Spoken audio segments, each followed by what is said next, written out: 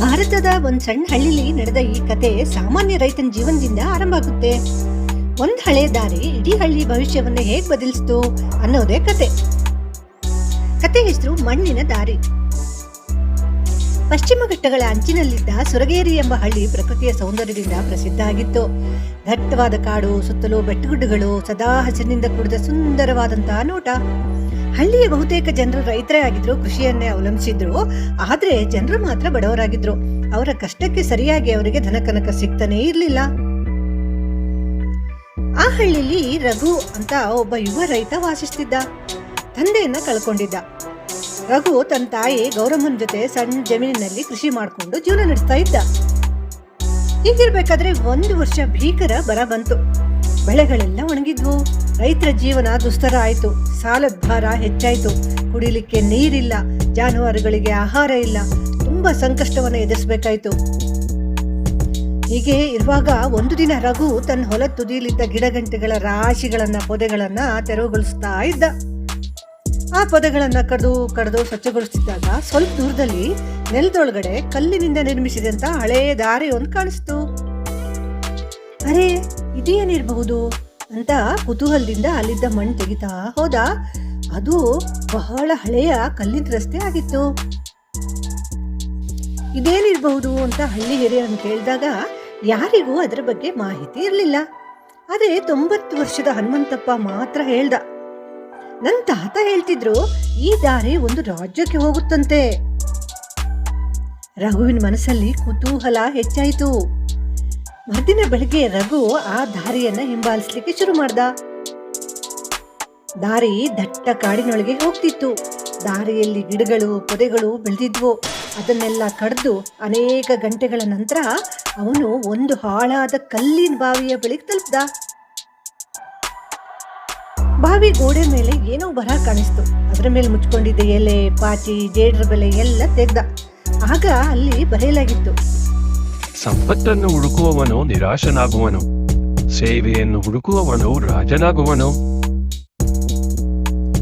ರಘುಗೆ ಅರ್ಥ ಆಗ್ಲಿಲ್ಲ. ಹಾಗೆ ಬಾವಿಯೊಳಗಡೆ ಇಣುಕ್ದ. ಅದ್ರಲ್ಲಿ ನೀರಿರ್ಲಿಲ್ಲ. ಚಿಕ್ಕ ಚಿಕ್ಕ ಗಿಡಗಂಟಿಗಳು ಬೆಳೆದಿದ್ವು.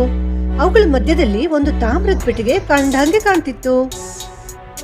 ರಘು ನಿಧಾನಕ್ಕೆ ಬಾವಿಯೊಳಗೆ ಇಳಿದು ಅದನ್ನ ತೆರೆದ. ಆದ್ರೆ ಅವನ್ ನಿರೀಕ್ಷೆ ಮಾಡಿದ ಹಾಗೆ ಅದರಲ್ಲೇನು ಸಂಪತ್ತು, ಚಿನ್ನ ಏನು ಇರ್ಲಿಲ್ಲ. ಒಂದ್ ತಾಳೆಗರಿ ಕಟ್ಟಿತ್ತು. ತಾಳೆಗರಿಲಿ ಹಳೆ ನಕ್ಷೆಗಳು, ನೀರಿನ ಮಾರ್ಗಗಳ ವಿವರಗಳು ಇದ್ವು. ರಘುಗೆ ನಿಜವಾಗಿಯೂ ನಿರಾಶೆ ಆಯಿತು.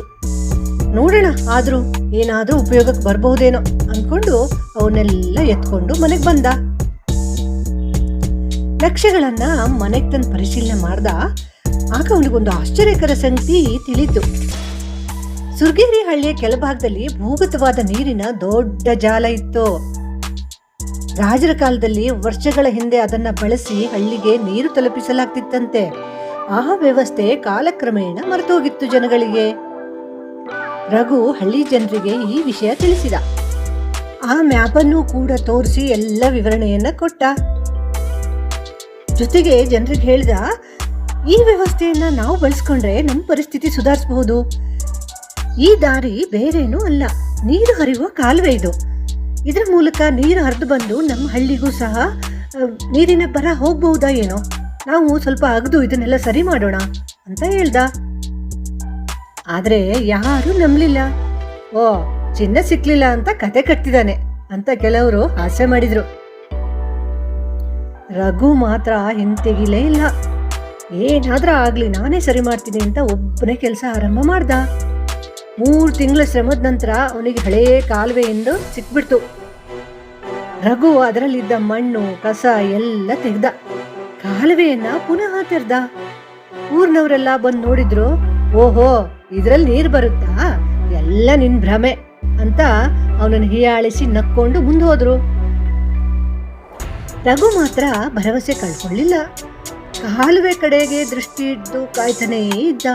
ಯಾವಾಗಾದ್ರೂ ನೀರು ಬರ್ಬಹುದೇನೋ, ಯಾವಾಗಾದ್ರೂ ಬೆಟ್ಟಗುಡ್ಡಗಳಲ್ಲಿ ಮಳೆ ಆಗ್ಬಹುದೋ ಏನೋ, ಆ ನೀರು ಹರಿದು ನಮ್ಮ ಹಳ್ಳಿಗೆ ಬರ್ಬಹುದೇನೋ ಅಂತ ನಿರೀಕ್ಷೆ ಮಾಡಿಕೊಂಡು ಪ್ರತಿದಿನ ಆ ಕಾಲುವೆ ಕಡೆ ದೃಷ್ಟಿ ಇಟ್ಕೊಂಡಿದ್ದ.